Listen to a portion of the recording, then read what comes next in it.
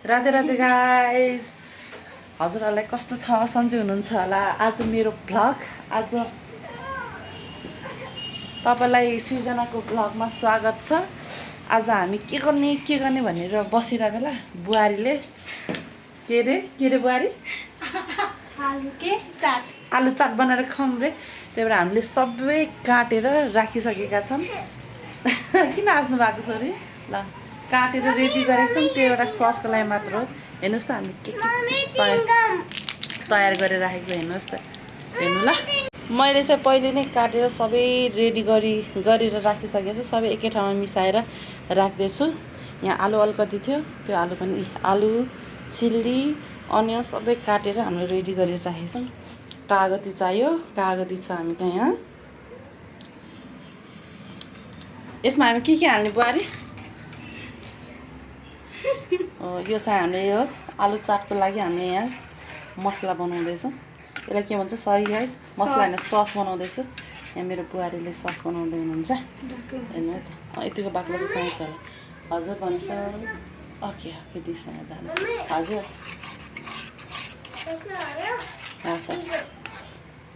Chicken हो त्यो? मम्मीले चक्लेट भन्नु थाल्यो नि। यहाँ मेरो सानो छोरी पनि छ। बाक्लो भइसक्यो। म सँगसँगै पुरा गर्दैछन्। यहाँ टमाटर सबै हामीले काटिसकेका छौँ। यस्तो छ गाइस मेरो घरको हालत। यस्तै छ गाइस। आज एकदमै क्रेभिङ पनि भइरहेको थियो। बुवाले पनि आउनु बित्तिकै दिदी खाऊँ न बनाएर भन्यो नि त। ल त नि ल भनेर खानालाई के को गाह्रो नि आफ्नै घरमा, त्यो पनि बनाएर खानु कुन चाहिँ गाह्रो चिजहरू। त्यही भएर हामी यहाँ बनाउँदैछौँ। हेर मिठो होला। त्यो रसिलो छ त्यो लेमन सानो भएछ के रस धेरै आउँछ नि त्यसमा। मेरो बुहारी लगाउँछ है। मेरो चाहिँ किचनको चाहिँ बेहाल छ यहाँ। किन भन्दाखेरि मैले देखाएन। यहाँ पुरा फोहोर छ। सबै काटकुट गरे अनुसार चाहिँ यहाँ पुरा बच्चाहरू सानो छ, ठुलो कहिले हुन्छ तब सबै चिज प्राइस जारी छ। योभन्दा नि राम्रो राम्रो भिडियो बनाऊँ। प्राइस जारी छ। पिको Where is your hanky na? Mommy. Vanish yo? Okay. यस्तो छ पुरा। ल हेर्नुहोस् त गाइस, यहाँ मेरो बुहारीले यहाँ मसलाहरू हाल्दै हुनुहुन्छ। नुन मसलाहरू, बिर्यानी नुन पनि अलिकति हल्का राख्यो भने मिठो हुन्छ होला एकदमै।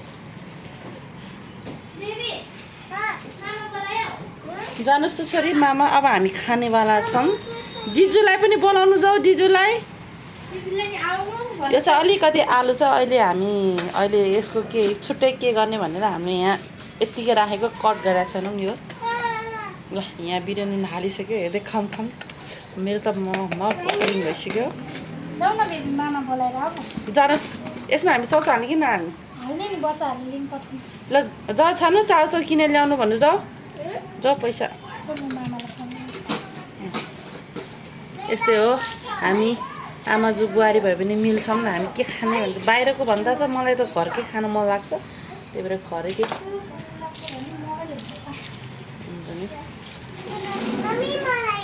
ल जानुहोस् त सानो। यहाँ हेर्नु त झन् यो मेरो यो गाउँको अर्ग्यानिक कागती यति रसिलो छ। यो कागती रस यति धेरै छ कि यसको।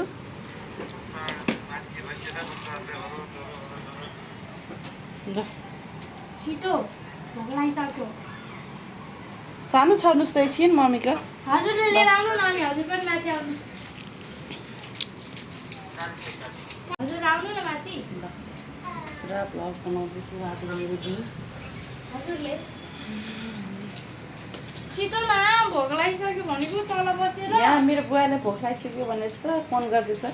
एउटा गाइस के भयो भन्दाखेरि चाहिँ हामीले चाहिँ वाइवे लिएर नै यो सडनली हामीले यो खाने भनेर सोचेको पनि थिएन। सडनली अब यो बनाएर खाऊँ भने क्रेम भावेर भएको त्यो चौचौटा मात्र ल्याउनु राख्छ। पहिलोचोटि बनाएको हो। ल हामीले वाइवे चौचौ पनि ल्याइसक्यौँ। दुईटा भए पुग्छ होला हामीलाई। यहाँ मेरो भाइ मामा, यहाँ मेरो छोरी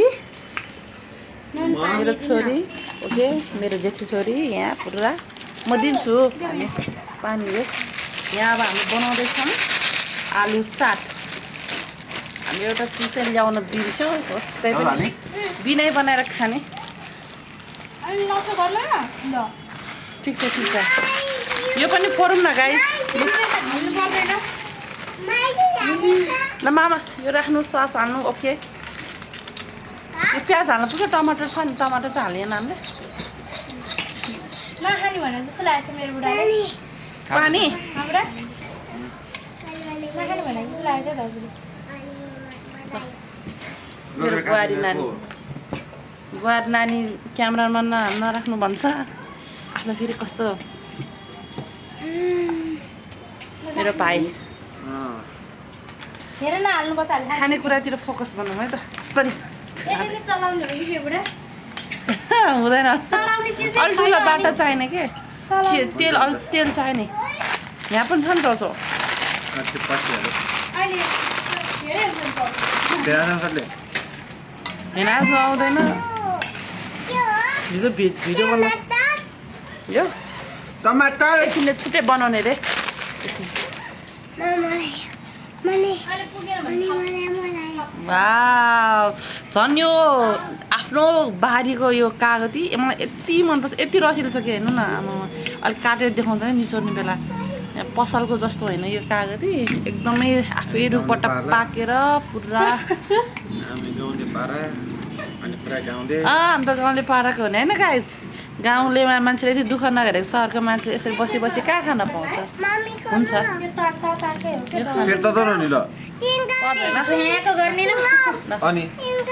यो आँखा गरे पिको हस् कस्तो क्रेभिङ भइरहेको मलाई यो बाबुलाई मैले अस्तिदेखि खाम भनेको म खाँदिनँ अहिले खान्छ संसा यो एकचोटि खोल्दै सिगा भाका गर्नुहोस् ल ल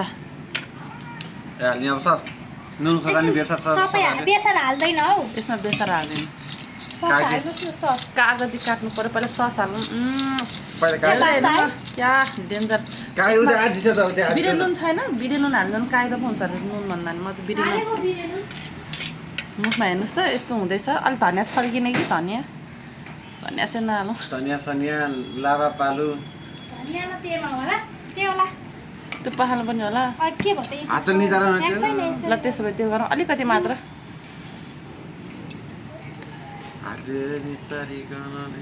स्टाइलिस देखाउनु पऱ्यो नि यहाँ हाम्रो बनाउने मान्छे मेरो भाइ बुहारी पनि छ मैले भाइ बुहारी पनि भनेको छु नि म चाहिँ खाने मैले चाहिँ यसो हेल्प मात्र गरिदिए हो के खान मलाई भन्यो भने पहिला सुरुमा चाहिँ अब बुहारीले आन्न आँटेसम्म अनि मात्र बुहारी नभनेसम्म पाक्दैन अनि हामी चाहिँ त्यसमा हेल्प मात्र गर्ने हो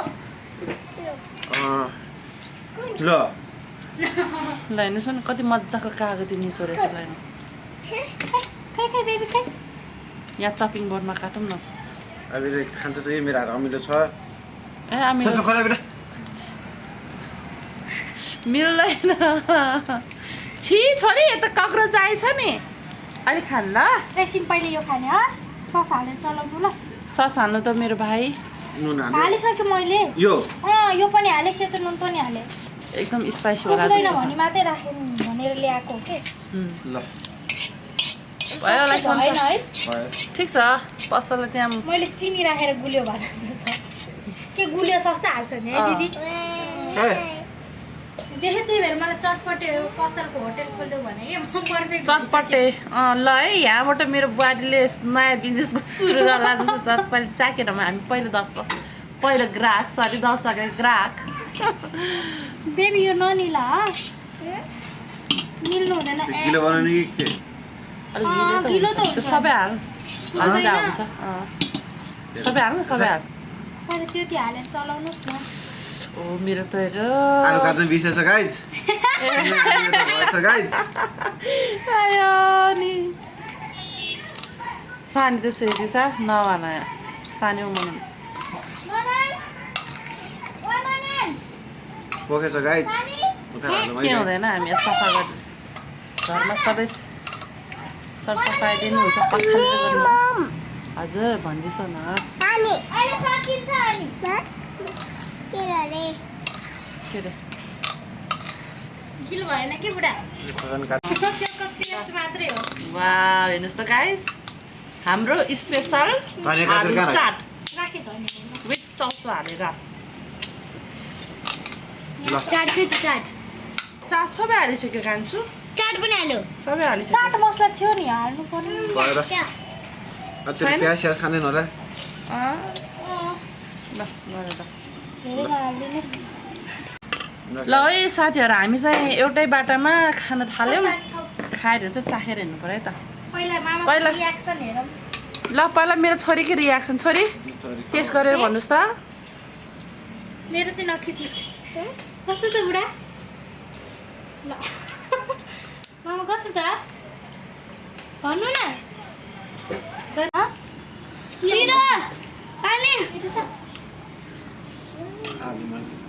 ओके अब हामी खाएँ ल त हेर्नुहोस् त गाइस यो चाहिँ होममेड चिनी हाल्नु नहुने के चाकु या सुन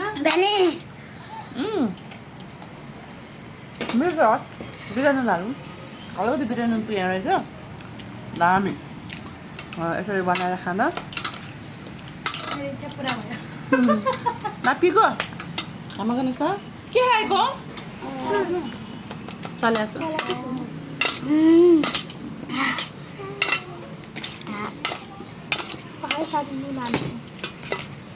खाना त खायो है मिठो छ पसल भन्दा मिठो छ नि घरको भनेको हेल्दी हुन्छ नि होइन होइन उहाँको रियाक्सन एकचोटि खिच्नु पर्ने नखाने भने मान्छे भएको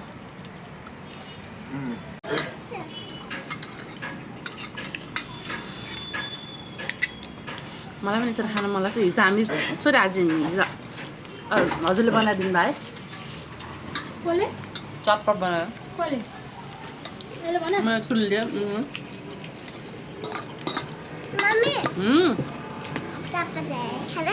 ना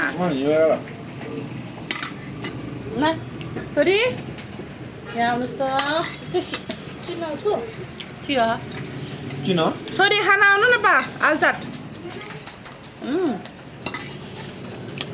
गाई बच्चाहरू पियो भएछ नखानु त पुग्दैन यार फेरि खानु बुढा फेरि खानु खानु नि आउँदैन मलाई अघिसम्म म खाँदिनँ भनेको मान्छे चप्पै हुनुभयो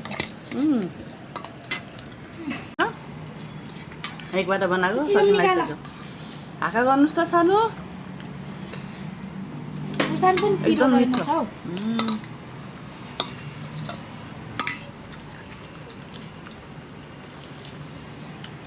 यसमा बदामको कमी भयो गाइज छिटो साइज पनि मिठो गिलास लगाएर यार यसमा पापडी पनि कम भयो पापड बसाएर थाल्छ होला ल